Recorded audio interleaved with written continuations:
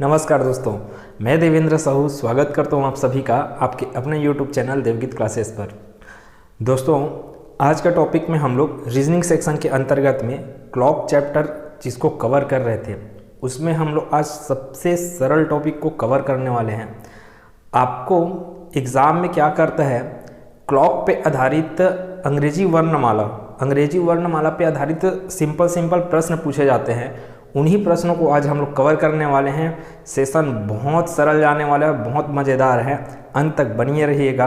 अगर आप इस चैनल पर नए हैं तो प्लीज़ चैनल को सब्सक्राइब कर लेना। वीडियो अच्छा लगेगा तो वीडियो को लाइक कीजिएगा, ज़्यादा से ज़्यादा इसको शेयर कीजिएगा।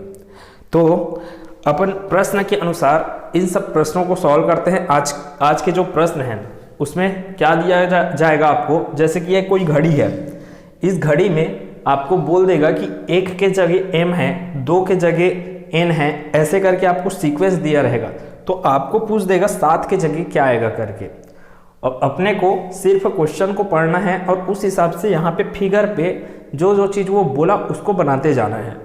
यदि घड़ी के अंकों को 1 को l से, 1 के जगह क्या आना है बोल रहे हैं वो l, 2 को m से, ये क्या हो गया, ये l यहाँ पे आ गया, m, और आगे भी इसी प्रकार हो तो 8 पर कौन सा अक्षर होगा।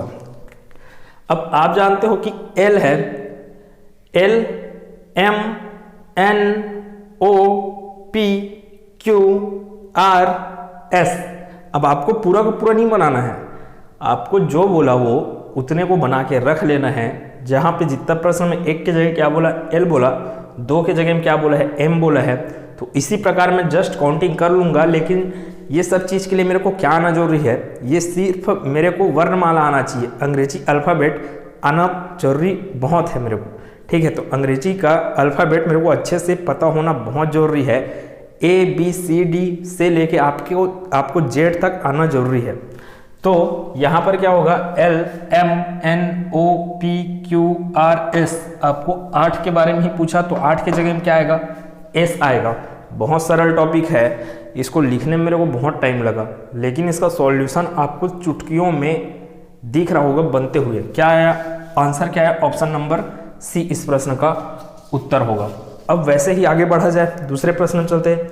यदि घड़ी के डायल पर स्थित अंकों के स्थान पर विपरीत वर्णमाला के अक्षरों को इस प्रकार से व्यवस्थित कर दिया जाए कि 5 के स्थान पर S आए। 5 के स्थान पर क्या बोल रहे हैं, S, तो बनाते हैं जी। कहाँ पे है 5 के स्थान पे क्या बोला है S। 6 के स्थान पर R, यहाँ पे R। फिर 7 के स्थान पर Q बोला है, और आगे भी इसी प्रकार से जारी रहे। तो 12 के स्थान पर कौन सा अक्षर होगा। अब देखिए, आप बढ़ कैसे रहे हो, Q R S T U V W X ऐसे करके ही जाओगे, क्योंकि देखो विपरीत जा रहा है, विपरीत में बढ़ते क्रम ना, घड़ी का दिशा इधर है, जबकि विपरीत में आप बढ़ रहे हो अंग्रेजी वर्णमाला के ही हिसाब से। तो आप यहाँ पे Q डाले हो तो यहाँ पे डालना पड़ेगा R, Q R S T U V W X। 12 का वैल्यू क्या हो गया, X। X दिया है क्या ऑप्शन में, नहीं दिया है। ठीक है, अब x दिया नहीं है, आप तो ऐसे बढ़ रहे थे, तो अपने को इसमें करना क्या पड़ेगा। देखो ये क्या है, q है, उससे पहले 1 2 3 4 5 q होता है आपका। q का नंबर कितना होता है, q का नंबर होता है 17 होता है। ठीक है, 16 साल का प्रिंस होता है, 17 साल की क्वीन होती है। तो यहाँ पे आया 17 में आप 5 घटाए इसलिए क्योंकि आप पीछे जा रहे हो। 17 में 5 घटाए 12, तो यहाँ पे आएगा क्या, l है ना, वही तो होगा। देखो अब ये L M N O P Q R S T U V W। अब यहाँ पे X भी आ सकता था, आंसर हो सकता था आपका X भी, और यहाँ पे हो सकता था L भी। तो दोनों उत्तर सही हैं, लेकिन मेरे को ऑप्शन दिया रहेगा सिर्फ एक ही। तो इसका आंसर क्या हो जाएगा, ऑप्शन नंबर सी इस प्रश्न का उत्तर हो जाएगा। अब आगे देख लेते हैं, बहुत सरल है प्रश्न, अपने को सिर्फ निर्देश के हिसाब से आगे बढ़ते जाना है, और हर एक चीज़ें सीक्वेंस से अरेंज है। आपको अचानक से कहीं कभी वीडियो मत देखिए, सीक्वेंस से देखिए। प्लेलिस्ट में हर एक चीज़ों को मैं अरेंज करके रख दिया हूँ। देखा जाए जी आगे क्या है। 7 के स्थान पर क्या बोला है वो,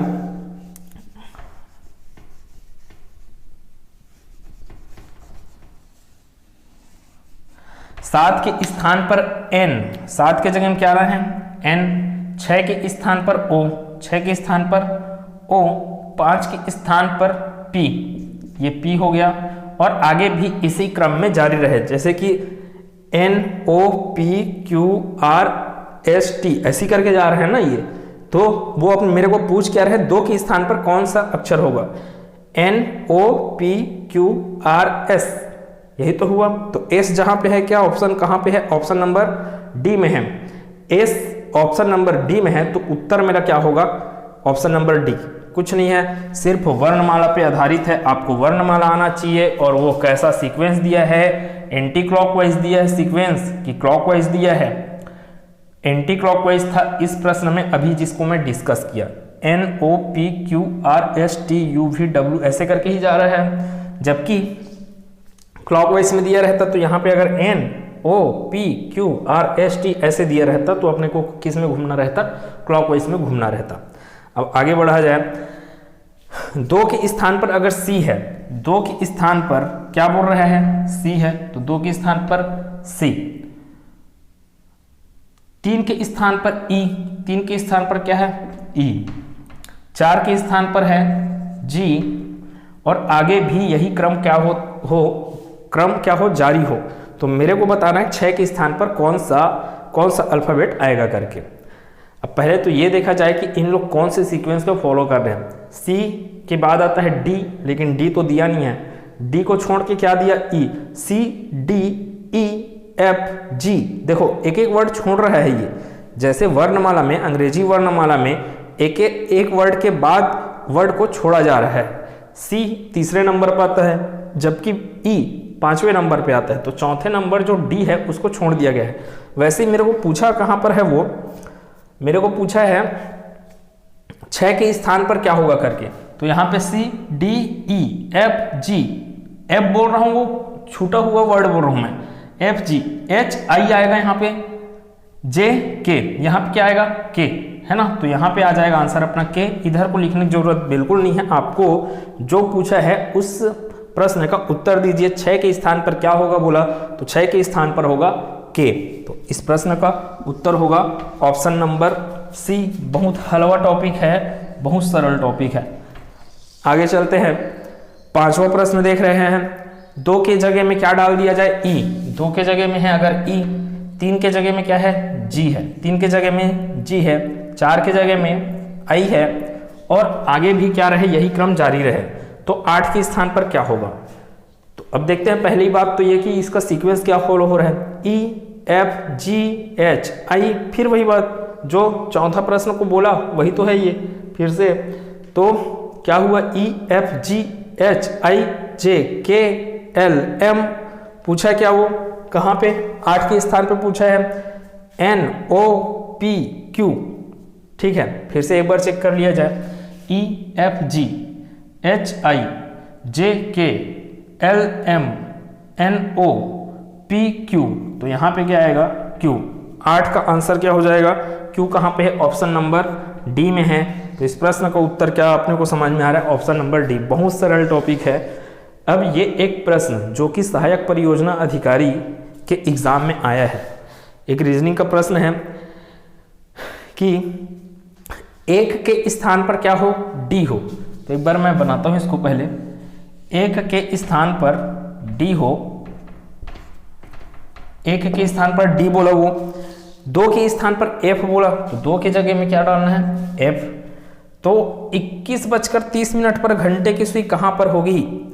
अब 21:30 बोला तो आपको पता होना चाहिए कि 21 बजना मतलब कितना होता है।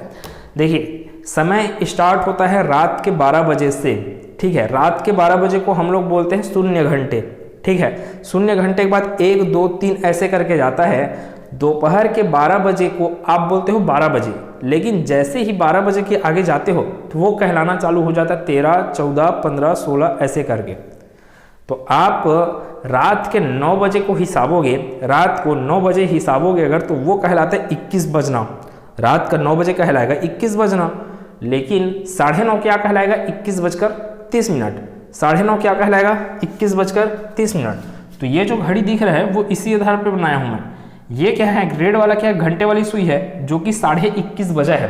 देख लेते हैं एक बार, फिर से कर देता हूँ मैं, इसको भी पूरा पूरा लिख दिया जाए। यहाँ पे 12 है, रात का 12 बजा हुआ है। अब रात का शून्य, पहले शून्य बोला जाए, पहले शून्य है, ठीक है। फिर 1 2 3 4 5 6 7 8 9 10 11 और ये 12। ये 12 आया अब दोपहर का 12, फिर आएगा 13 14 15, फिर है 16 है 17 18 बजना, मतलब कि 6 बजना शाम का, 19, फिर है 20 और ये 21, ये आ जाएगा आपका 22, ये है 23। अब फिर से लास्ट आओगे तो 24 हो गया, ठीक है।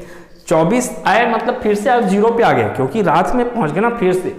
अब अपने को बोल रहा है 9 से मतलब 21:30 ना, तो 21 बजा है, 21:30 मतलब कि मिनट की सुई कहाँ पे होगा? 6 पे होगा, और घंटे की सुई होगा 21 और 22। 21 और 22 के बीच में, 21 और 22 के बीच में बोलने का अर्थ है 9 से 10 बजे के बीच में, ठीक है। अब तो क्या क्या चीज समझ में आ रहा है, बोला ये। अब ये क्या क्या बोला? 1 के स्थान पर डी रखा जाए, 1 के स्थान पर क्या रखा जाए? डी। 2 के स्थान पर एफ रखा जाए, यहां पे रखा जाए जी एफ। तो 21:30 पर घंटे की सुई कहां पर होगी? घंटे की सुई 21:30 पर यहां पर है, कहां पे? 9 और 10 के बीच में, या फिर बोलेंगे 21 और 22 के बीच में। तो पहले तो ये हिसाब आ जाए कि इसका सीक्वेंस क्या चल रहा है। डी ई एफ, फिर यही क्या कर रहा है? देखो अंतराल पे दे रहा है, एक एक के अंतराल में। तो D E F G H I J K L M N O P Q R S T. T यहां पे आएगा T U V, T U V, T U V. तो टी यहां पर, वी यहां पर, टी यहां पर, वी यहां पर। तो टी तथा वी के बीच क्या आएगा? इसका सही उत्तर होगा ऑप्शन नंबर सी। एक बार फिर से कर देते हैं। यहाँ पे डी आया है, यहाँ पर क्या है? एफ आया है। अब देखिए, आपको इतना तामझाम सोचने की जरूरत नहीं है। आपको अगर कोडिंग डिकोडिंग का फॉर्मूला पता है, डी कौन से स्थान पे आता है, एफ कौन से स्थान पे आता है। तो डी है जैसे कि 4 पे है, डी मतलब 4 होता है ना, एफ मतलब कि 6। तो आपको समझ में आ रहा है कि ये एक एक अंतराल बढ़ने वाला है। तो ये हो गया 4 6 8 10 12 14 16 18 20 और ये 22 20 22 20 22 20 और 22 के ही बीच में, ये 21 22 को नहीं बोल रहा हूं मैं, वर्णमाला का कोड बता रहा हूं 20 और 22। तो 20 और 22 वर्णमाला के बीच में आना है किसको? इस घंटे की सुई को। 20 होता है क्या जी आपका? तो टी होता है, और 22 होता है आपका वी। वी जो है वो क्या है? 22 है। तो 22 कहां पे आएगा? 22 की जगह यहाँ पे क्या है? वी है, और यहाँ पे 20वां लेटर, 20वां लेटर क्या है आपका? 20वां लेटर है टी। तो टी और वी के बीच में, तो टी तथा वी के बीच में क्या आएगा? इस प्रश्न का सही उत्तर होगा कि घंटे की सुई टी तथा वी के बीच में उपस्थित होगा। वही चीज मैंने पूछा, सहायक परियोजना अधिकारी 2017 के एग्जाम में आया है ये। देखिए, मैं सभी चीज़ों को धीरे धीरे करके कंप्लीट करा रहा हूँ। आप इस चैनल पर हो तो कंटिन्यू विजिट करते रहिए, धीरे धीरे करके हर एक चीज़ें कवर होगा रीजनिंग सेक्शन के अंतर्गत। आगे के क्लास में दिशा पे आधारित घड़ी के प्रश्नों को देखने वाले हैं, वो भी बहुत सरल टॉपिक है। फिर ये चैप्टर खत्म होने के बाद रक्त संबंध में कूदेंगे, जहाँ पे हर एग्जाम में आपका क्वेश्चन बनता ही बनता है। क्लास कैसा लगा आपको कमेंट सेक्शन में बिल्कुल बताइएगा। मिलते हैं अगले क्लास में, तब तक के लिए धन्यवाद।